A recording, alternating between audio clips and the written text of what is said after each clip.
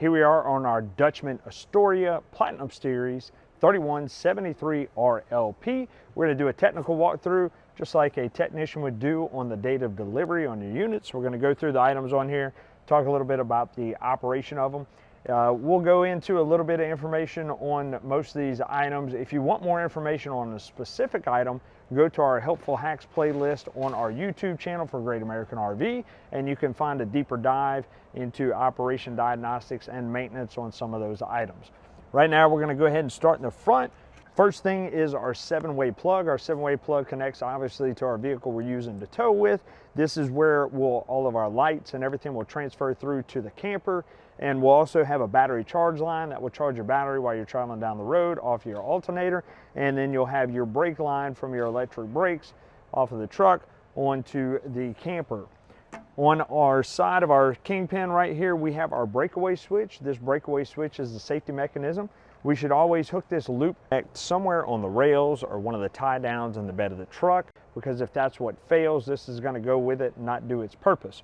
But the purpose of it is if the hitch, change, whatever fails, this pin will pull out of here and then it will initiate the brakes on the trailer. This will not work if we don't have a good 12-volt system, so we always want to make sure that we have a good battery in our system.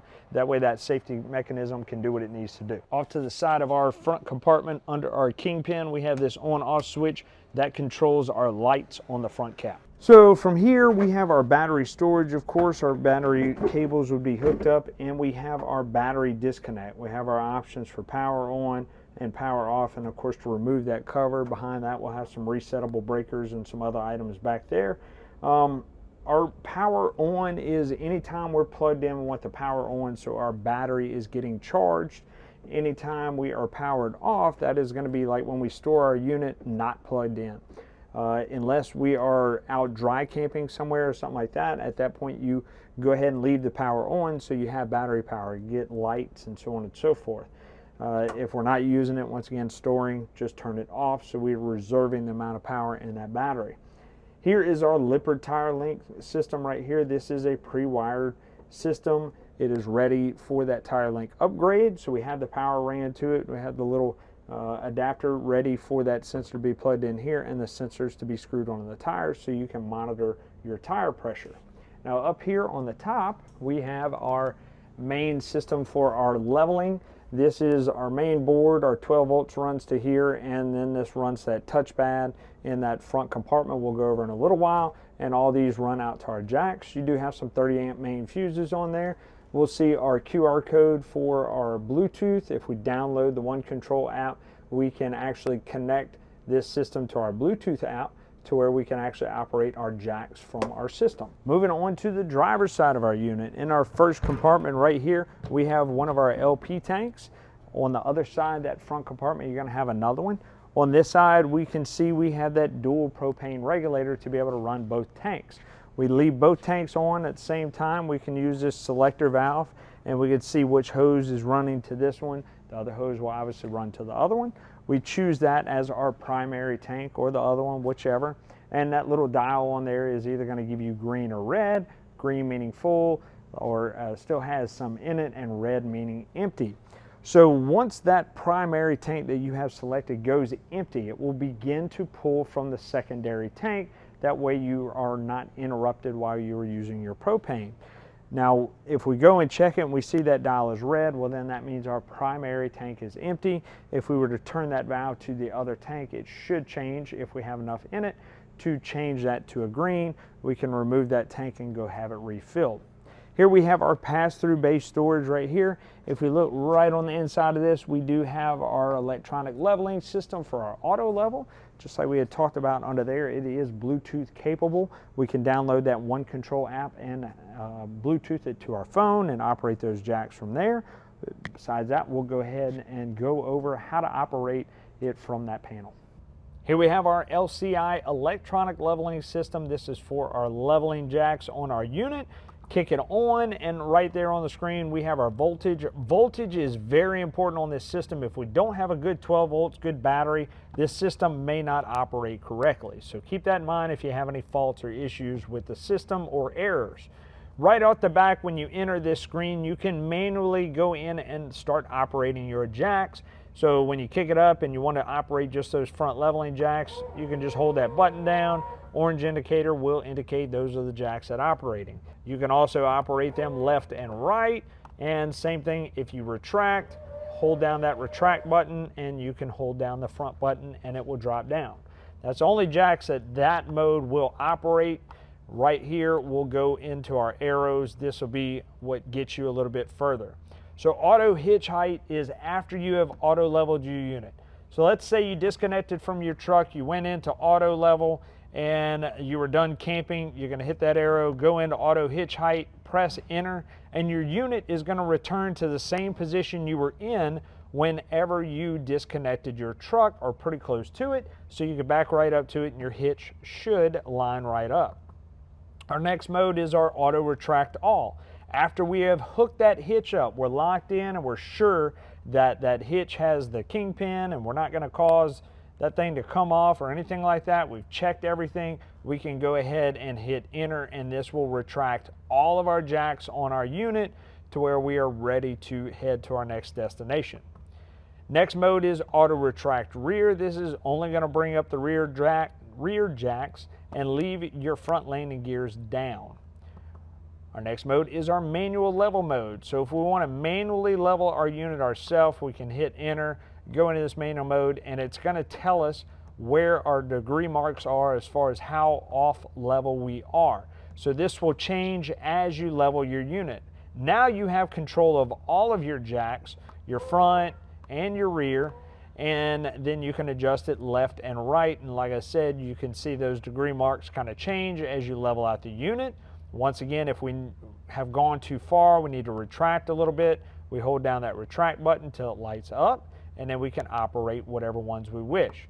Now, one thing that you'll notice is if we kick this unit off level, we can notice we now have a flashing light right here.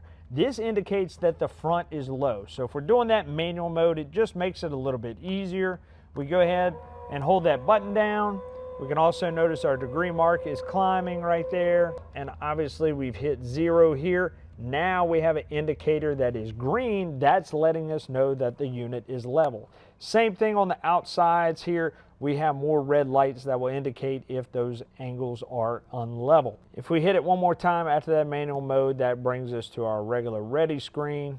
The other option is we disconnect from our truck and we go straight into auto level. We just hold that button down and then it's going to go through auto leveling your unit. It's important we don't walk around in our unit during that period. We let it go ahead and level out until it says complete, or you may see this screen right here. Should have a green light in the middle. If you have any errors, then you'll have to assess that through the troubleshooting. LCI has great literature on what to do. We also have some other videos that go through some steps on that as well. We can also hook to our Bluetooth if we download the LCI One Control app, and we'll look in our compartment door for our password and everything. Once we've downloaded the app, we'll have to insert our VIN number as well as more information on your unit, enter that password, and we can hook to our Bluetooth and operate it from our phone as well. All right, we got that. We want to go over our control center right here where we hook our water up and dump our tanks. Let's touch on that.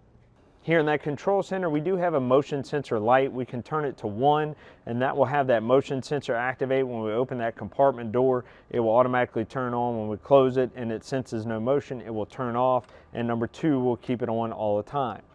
Here we have our coax plate. One is for our cable going into our unit. We'll hook up our coax to our TV and scan for channels, and our other one is going to be for satellite. We can hook an external satellite up to it, and then from here hook it to our receiver on the inside, then an HDMI cable to our TV, and have Dish Network or DirecTV. Here we have a quick disconnect port. This quick disconnect port is for our coiled hoses. We'll take that male end, stick it into our female locking piece right here, and then we can put a spray port on there to release it, click it back, and pull it out. This is our water heater bypass valve.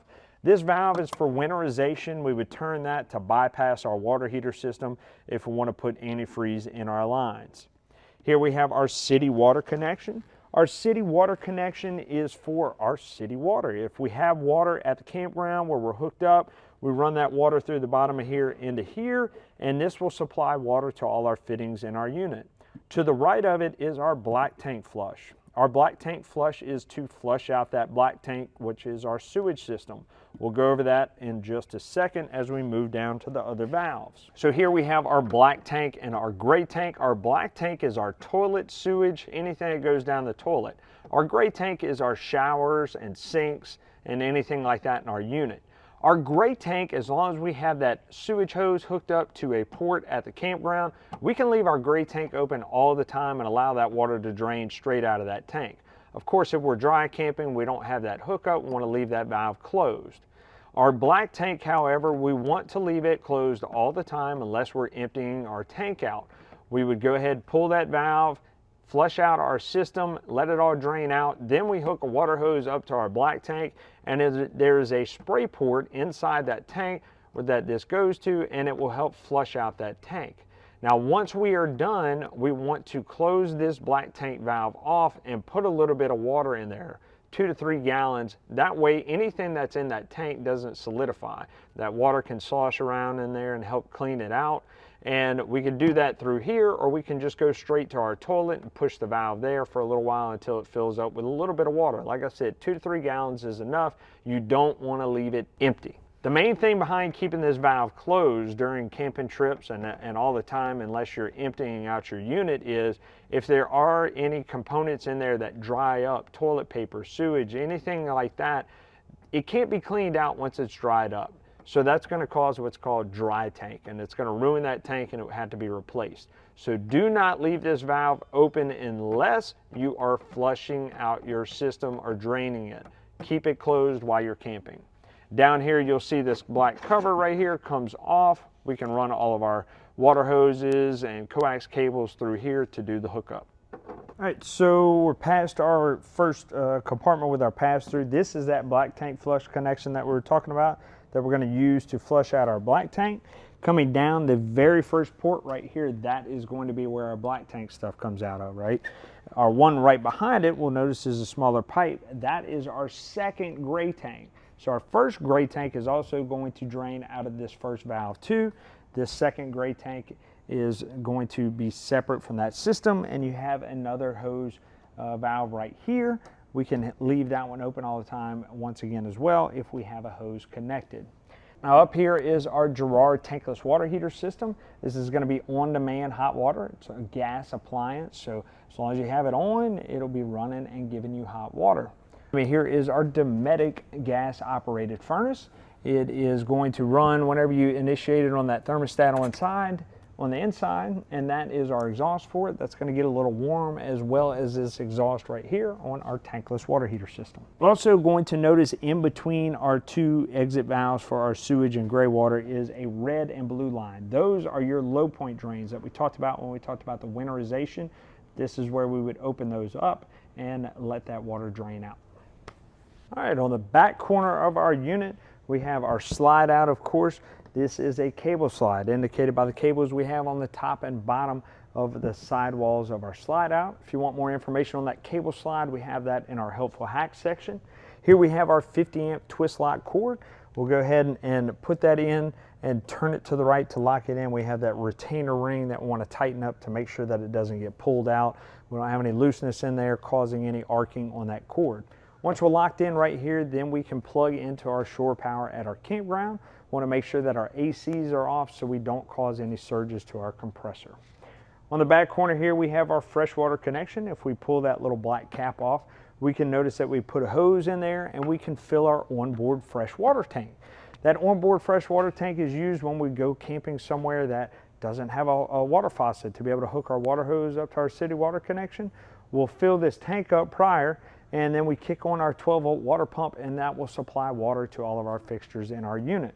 Now keep in mind, this is going to be added weight to your unit, so if we want to drain that water out, we can do that by a little valve underneath the unit, a little white hose with a valve on it, and that will drain the water out of that fresh tank. Now we only want to put in an estimated amount of what we can use, and that way we're not carrying all that extra weight. If you think you need it, put it in there, no worries. Just trying to help you out with that extra weight on the unit. If you're not using the water, you're done with your trip, drain that water out so it doesn't become stagnant in that tank and let it air out, and that will help you along the way too. Here on the back of our unit, we do have a backup camera already installed on there to be able to connect and be able to view what's behind us while we're traveling or when we're backing up. And we also have our receiver hitch right here with a full-way plug for lights, which is rated to be able to tow a small trailer. You always want to check a weight rating on that receiver hitch to ensure that you don't exceed that weight limit. We do have a ladder right here provided to us from the factory. That is so we can get up and check our roof. Want to check our roof after trips, make sure that we don't have any damage from tree limbs, scratching or poking any holes in the rubber on our roof. We also want to check our sealant that's up there around all of our vents. We also have sealant around our lights, our trim, our windows. We got sealant all over the place on this unit, roof and sides. We want to check that sealant every 60 to 90 days. It is required by the manufacturer to stay under warranty. They're not going to help out with any warranty stuff if you have a water leak due to a lack of maintenance. So make sure we're getting up and checking this stuff and maintaining it. And if we do see a crack or deterioration or peeling, that we go ahead and take care of that right away by resealing it. If we don't, it's going to lead to water in your unit and cause a lot of damage that I promise you don't want to deal with. We want your unit lasting for years to come. Make sure you're maintaining your unit just like you would maintain your car and get that oil changed, right? So take care of your unit, clean your roof, take care of your sealants. So here we are on the passenger side of our unit. We do have another LP tank in this front compartment right here, as we can see. Right in front of that compartment, we have our solar on the side Go Power system. This is if we park our unit maybe under some trees, we still want to access solar, we can purchase a separate panel, put it out where we're getting sun, plug it in right there, and it will help maintain our battery.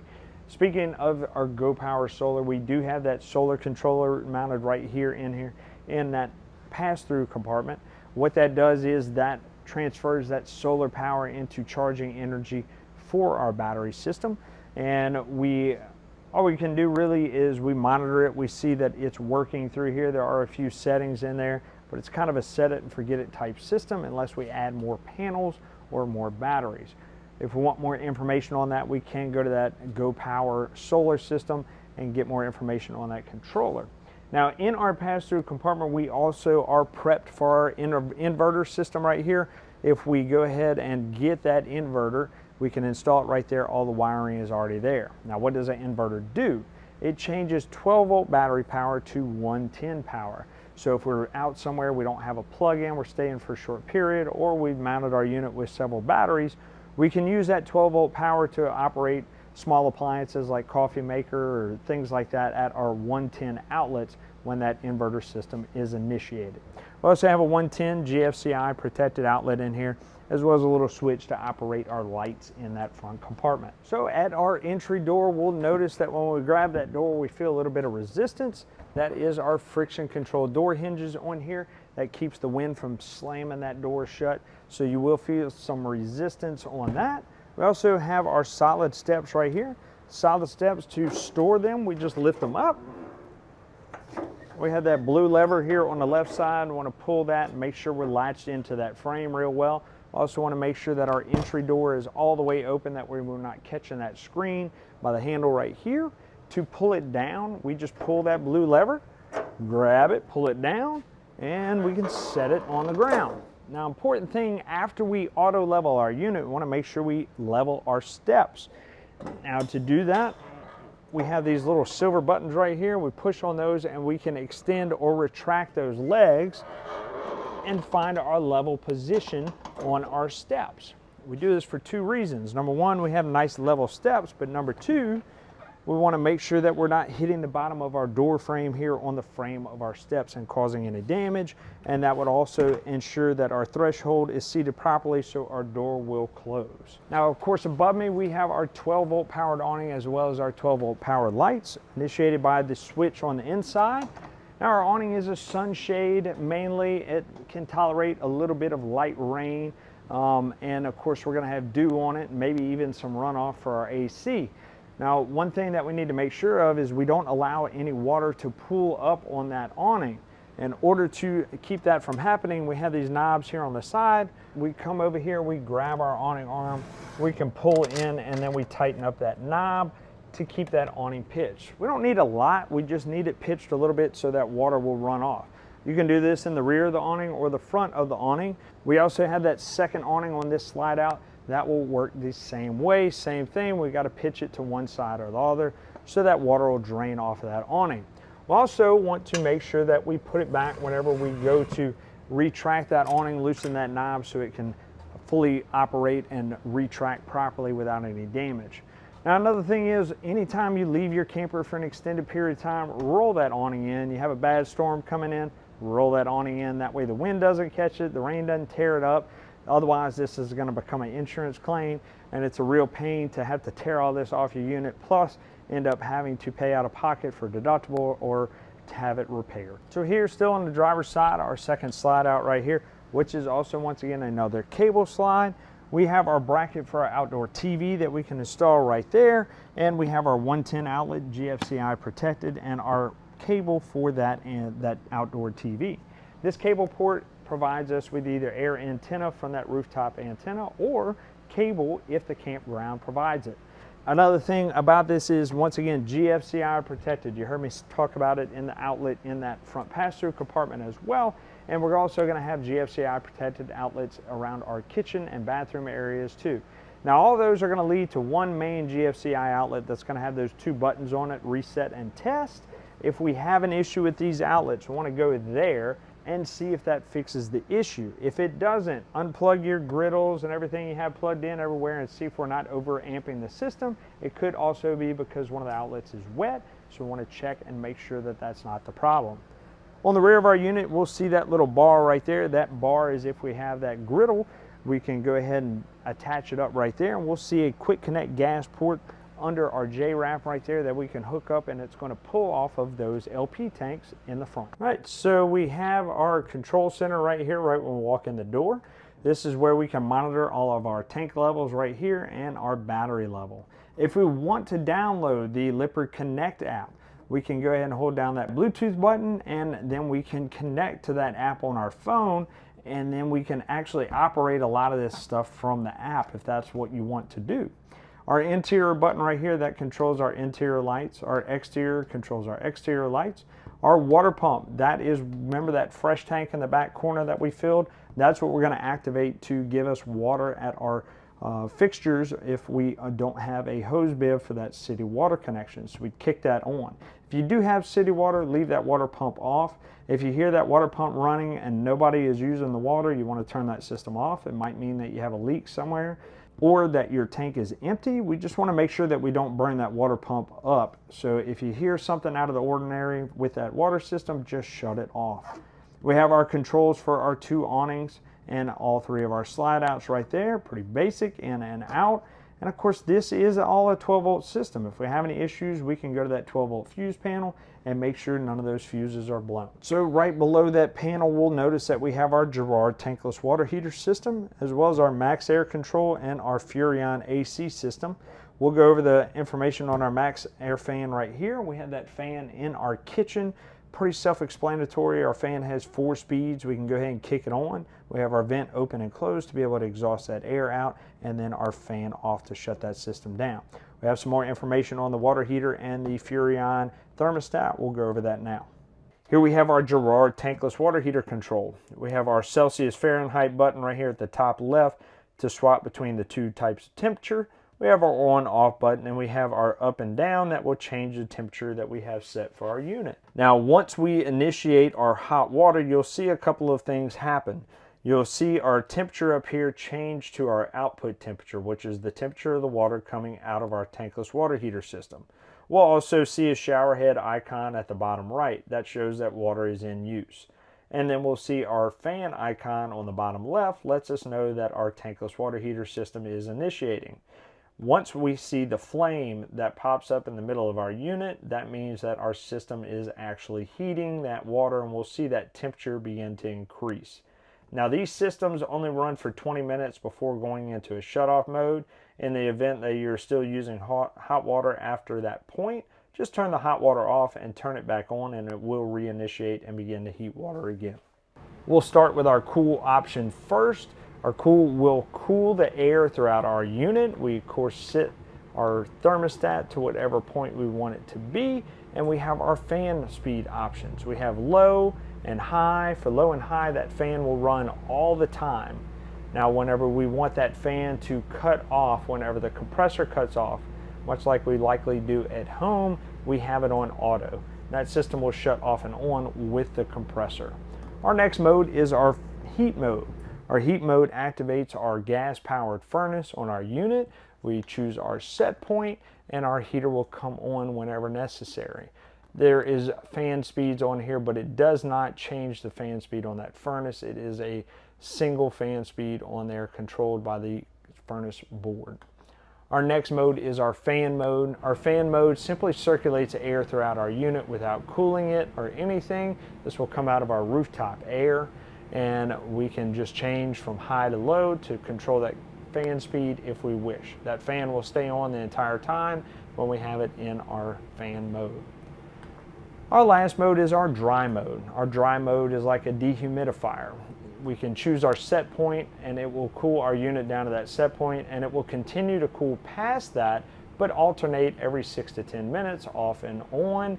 That way it doesn't drop that temperature too low and freeze you out of the unit, but it still dries the air in your unit. Another thing to note with our furnace is that the air is going to come out of the vents on the floor. It's not going to come out of the rooftop air. Your only rooftop air is going to be your fan and your cool and your dry. Your heat will come out of those floor vents from the furnace. We have 3 switches down here below all that. This is going to operate those lights above our island. This is going to operate the glow lights in our hallway by the steps. And this is going to operate the glow lights around our counters. Right as we enter the door down on the floor, we can notice here, this is that 12-volt convenience center I've been talking about with all of our fuses for our 12-volt components, and these are our 110 breakers. Everything's labeled in here, so it's pretty easy to go to it if you're having an issue with any of those components. See if we have any blown fuses or trip breakers. Also behind here, you're going to hear your converter. That converter is essentially a battery charger, so if you hear a fan running behind here, that's perfectly normal. It's only going to operate whenever we are plugged in to shore power, and it's going to kick on and maintain that battery. Here on the side of our island, we have our COLP detector. Our COLP detector is going to alert us if it smells any CO or LP gas in our unit, LP meaning propane, and you're going to hear that chirping alarm, and you're going to want to go ahead and exit it until we get it checked out. Now, one thing we'll notice on here, we have a little green light that lets us know that it is powered up. This is a 12-volt device. It's going to be wired to our battery system. We do have that little test button right there. If we hold that button down, it will begin to chirp, and we need to test that every now and again as well. We'll notice right here on the side that it does have an expiration date on it. They're good for about 5 years. If you don't see it on the front, some types you have to unscrew the screws, pull it out, and it'll be stamped on the back side of it. You're also going to have a smoke detector in your unit. You need to check that smoke detector and make sure that 9-volt battery is good for it, and test the chirper on it as well. All right, so here we have our Furrion residential fridge. We have a freezer on this side, fridge on this side, and we have our control center right here. We can see that we have our couple of options. We have fridge, freezer, function, and lock. In order to change into these functions, we need to make sure that lock icon is gone. So we can do that by holding down on the word itself, not the icon. Eventually that will go away. Now we can change the temperature on our fridge and freezer if we wish by pressing, once again, the words, not the numbers. Now we have a couple of functions on here. The first function is a little umbrella with a sun on it. That is our vacation mode option. That is going to be considered to be off-grid. So it's going to reduce the amount of work that compressor is doing. That way we're not using as much power. Let's say that we're working off of our batteries and we don't want to use as much power, so we want to put that in that vacation mode. This screen will auto lock itself, so if you open it back up and you're messing with it, you may see that lock icon come back on. We just hold that button once again. Our next mode is a little snowflake. That is our super freeze mode. That's going to drop the temperature down more on our freezer and help cool, super freeze whatever we might have put in there, right? Our next one is a little drop with a snowflake on it, and that is going to be our fridge cold mode. So our super cold mode for our fridge side, same thing. We can activate those both individually or at the same time. We keep clicking them and then all of them will go away. Now once everything's gone, that would just be normal operation and we can go ahead and adjust that temperature whatever we want.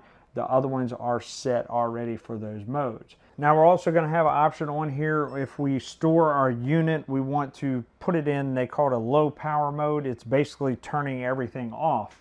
If we hold down that lock button once again to unlock it and we hold down the function for 5 seconds, this system is going to turn off.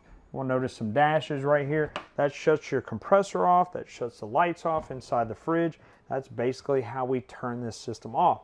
So if we're storing our unit, we want to shut it down. We also want to defrost this freezer, get any water out of it, moisture, anything like that. Same thing for our fridge. There's no drain tubes on these, so that water is all it's going to do is leak out. Make sure we put towels on the floor, wipe all of it out because that can cause damage to any wood components around it. So make sure we're maintaining this properly. You're also going to have a little travel knob for your refrigerator to help ensure that your goods don't fall out. Take that, screw that into that hole up top, and you tighten that down while you're in travel to keep those doors from opening. So also in our kitchen we have our 110 Furrion microwave, and we have our glass countertop extended out right here over our stovetop, give us more counter space. This is also how it should be whenever we're traveling, so that glass doesn't flip down and break. We use that 3-burner stove, we just flip that glass up and we have our burners exposed. In order to light any one of our burners, we pick the designated one that we wish to use. We turn that knob to the flame icon straight up, and then we can manually ignite it until that flame kicks on. And once it kicks on, we're good to go. We cook, we turn it to off, shut that system down. Now, an important thing about our LP system is when we change out our tanks or we go ahead and pull our unit out of storage and we had our tanks off for an extended period of time, we're going to end up with air in our system. So the easiest thing to do is bleed that air out over here at the stove. So to do that, we turn our propane tanks on, we come over to the stove and we do exactly what we just did. We light those burner tops and we let it run for about 30 to 60 seconds till we have a nice blue flame. Now it may take a little bit longer to light because we're pushing that air out of the system, but this is the best place to do it because we can do it manually. If we go to operate that tankless water heater system or our furnace, before we bleed the air out of the system, they're likely going to go into a fault. So I always suggest customers, first thing to do, come over here, bleed the air out of that system, and you're less likely to have a problem with that. It's also going to make that lighting that oven a little bit easier. It might need a manual light to make it a little bit quicker, one of those long stem lighters, but we'll go over the operation of how to light that oven right now. Our oven can be initiated by using our knob all the way to the right. We'll turn it to that flame sense. The only difference on this one, we have to push it down. When we push it down and hold it, we're going to turn it until that pilot light's underneath. Now, even though that pilot is lit, we have to hold that button down for a little while until the thermocouple warms up. Once we pull our thumb off of it, we should see it stay lit. Once it stays lit, we can go ahead and turn our knob to our desired temperature and our burner tube will light up. If the pilot light goes out whenever you pull off of that knob, then that means you didn't hold it down long enough and you should go ahead and relight it. Over here we also have that little switch that will activate our oven light as well as the lights up here, or we can do just the lights up here, or we can turn everything off. Also notice that each one of these, that knob turns red, and that will indicate that gas is being emitted out of that. So it's nice to be able to see that, and a great convenience in keeping us safe. So in our living room, of course, we have some entertainment. We have our flat screen TV right there. We have cable and air channels there. And we also have our Jensen radio system. We have Bluetooth options as well as regular radio. And we have some inputs for HDMI and some other items on there. Pretty easy and convenient to use. You do have a couple of zones, zone A and B, that will operate your interior and exterior speakers. We also have a 110 fireplace right here. We'll go over the operation of that now. Here we have our fireplace. We have a sensor right up here in the top right. We have to aim that remote at to turn it on. We have our Celsius and Fahrenheit temperature we can change to. And right here, this little flame icon is going to change the dimness of our flame. If we want to change the lighting of our flame, we hit the light bulb on the screen down here at the bottom, and it'll give you some different options right there. If we want to operate our heater on a timer, once again, electric heater, it is going to be this button right here. It looks like a clock, and when we push it, we can see some times pop up: 1 hour, 2 hours, 3 hours, all the way up to 8, and then it will go to 0 hours, letting you know that that timer is off. If we want to change our temperature, we'll use one of these two buttons at the bottom, and we can see once again we have a temperature down there, and we will go ahead and raise it until it kicks on, or lower it, we want it to kick off, or we can keep going until it says on, and that heater will stay running all the time. We kick it up one more time and it's going to say OF, meaning that that system is off. All right, we're in our bathroom of our unit, and the only thing that's really worth pointing out in the shower is on our shower head, we do have a little on-off button right here, and what that's used for is if you're dry camping, you're trying to reduce the amount of water you're using out of your fresh tank or putting into your gray tank, we can go ahead and just turn our faucet off here rather than having to worry about trying to find that sweet spot on the hose, on the shower spigot right there. It's just a more convenient way to doing it. If you don't want to do that, you don't have to. If you're on city water, of course, you can use that just like you would anything else at your house. In here, we do have an exhaust fan up above us. It's suggested that whenever you shower, have a hot shower, you exhaust that out. That way it reduces the heat and humidity in that camper and reduces the opportunity for mold and mildew. Your shower doors do have a shower latch on here on either side. That is a travel latch to go ahead and keep those doors secure while you're traveling. Otherwise, that glass will bust. Over here we have that GFCI. That GFCI does control all of our outlets outside and in our wet locations. So remember I said if those aren't working, we want to come over here and see if it's tripped out. This one in particular does have a little green light on it letting us know that everything's a-okay, right? If it is tripped out, in which we can hit that test button and simulate that, that green light will go out and that breaker will trip and none of those outlets will work. So I always suggest go unplug some of the items that you have plugged in, griddles, coffee makers, so on and so forth, before we go to reset this. That way it may be one of those items that tripped it out, or an outlet may be wet. In order to reset it, we'll come over here and reset, and that light will turn back green. Now under me, obviously, we have our toilet.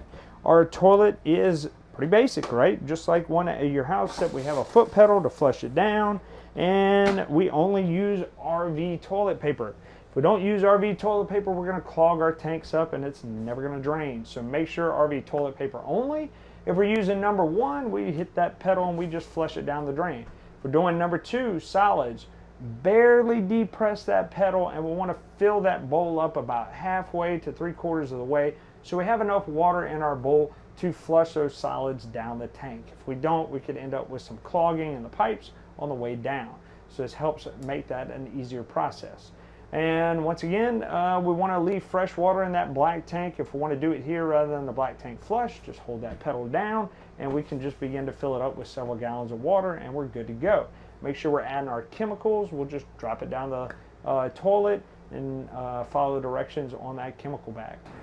Here we are in our bedroom. Of course, we have a second AC in here. We have a thermostat right there on the wall. Furrion thermostat. It's going to operate just like that one in the hallway, except we're not going to have heat on it, just AC. We'll notice on both of our ceiling assemblies that we have this valve right here. We can open it up, we can feel the air coming out of there. That's our quick dump valve, okay? If we want the air just to push out of this area and not go through these ceiling ducts that we have, then we go ahead and leave that open. If we want it to push through the ceiling ducts and move through the rest of the camper, then we want to make sure that that's closed. Otherwise, it's not going to do that. We do have filters on both of these ceiling assemblies. We want to make sure that we're cleaning those filters regularly. That way we're not restricting the airflow to that AC and it can operate properly. We do have another TV in here with our coax cable hookup. We have 2 buttons on here. Those 2 buttons work 2 different things. One of them is going to be your antenna booster. So if you don't have part cable at the campground you're at, or checking for air channels on our TV, we want to make sure that that green light is on. And that one will say antenna power. So green light on for our air channels, that helps us boost that signal. When we have part cable, that coax hooked up to the campground, we turn that button off, green light off for cable, otherwise it will scramble those channels. The other button on there is for our Wi-Fi system. If we choose to upgrade to the 4G LTE Wi-Fi router by Winegard, then that system will turn that on. That button will turn that system on and provide power to that. Now we can upgrade to that. We can boost the Wi-Fi signal at the campground that we might purchase through there, or we can get with a cellular network, add a SIM card in there, and we can have 4G LTE wherever we go. In our closet right here, we can go ahead and have a washer dryer installed in here. We have our faucet connections as well as a drain hose and a spot where we can go ahead and vent out for that dryer. We also have another GFCI protecting outlet in there that is going to operate just like that one in here. Generally, it's only going to be for those two plugs. Well, we hope you found that resourceful, but wait, there's more information on our Great American RV YouTube channel. This channel right here, find the playlist Hap's Helpful Hacks. We go over different products in this unit, and we'll take a deeper dive with more diagnostics, more information, as well as helpful tips when you're out camping. Tell your buddies, tell your friends, like, share, subscribe, do all those awesome things on YouTube, TikTok, wherever you found us. And keep watching here at Great American RV Superstores, where we bring the how-to you.